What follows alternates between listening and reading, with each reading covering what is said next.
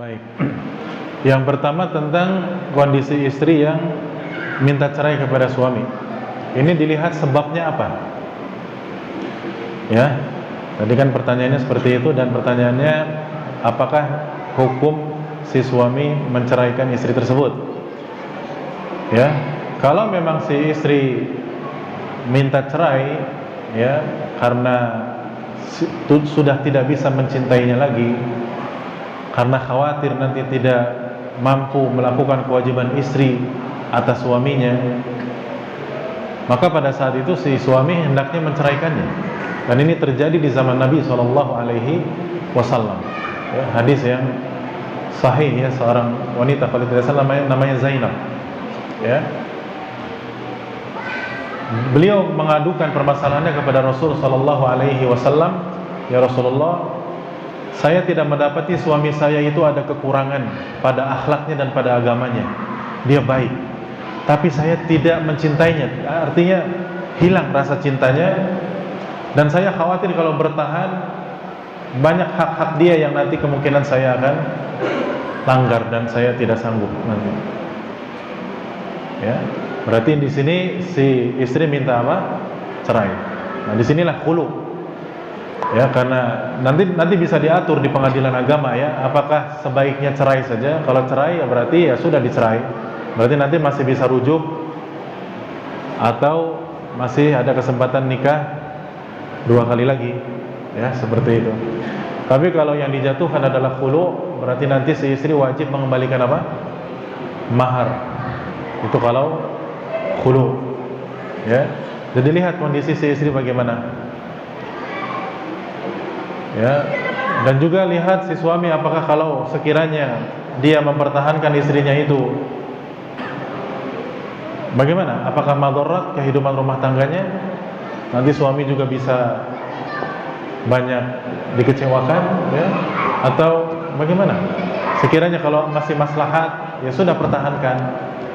Tapi kalau sekiranya sudah memang nggak sanggup istrinya ya sudah ceraikan saja. Ya, ceraikan. Jadi jangankan ada masalah yang berat, hanya karena hilang cinta saja itu sudah menjadi alasan syar'i bolehnya istri minta apa? Cerai. Ini yang pertama.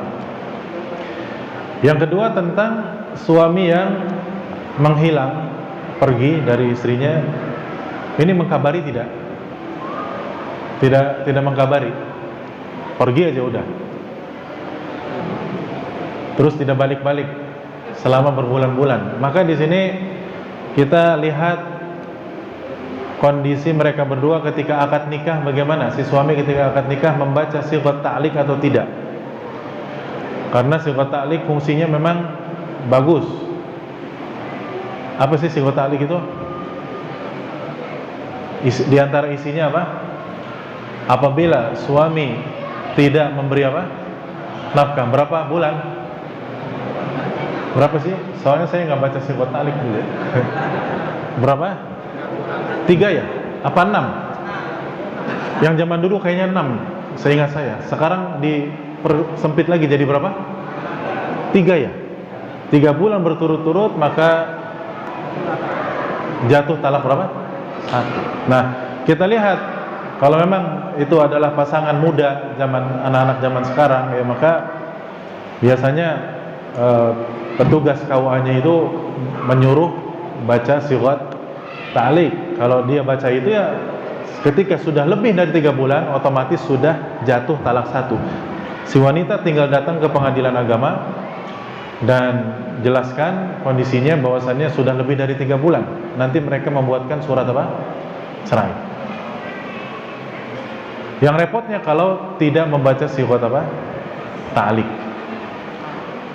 Maka tetap sebaiknya datang saja ke pengadilan agama dan ceritakan kondisinya.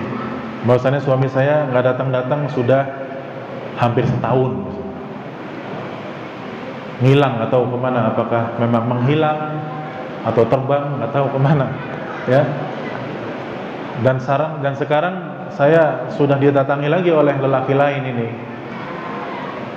Ceritakan ke pengadilan agama biar mereka yang apa? menetapkan dan menentukan.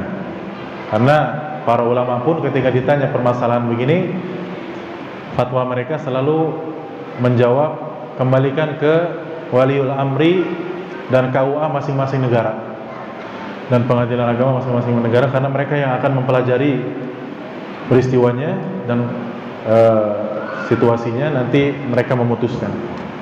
Kalau sekiranya diputuskan, oh ya sudah, suami kamu dianggap hilang, ini surat cerainya. Pada saat keluar surat cerai, suaminya datang, masalah lagi, misalkan ya, datang lagi ke pengadilan agama, misalkan ya. Tapi yang tidak masalah, tetap sebaiknya kembalikan ke waliul amri kita, ke pengadilan agama. Ya, seperti itu. Wallahu a'lam bishawab.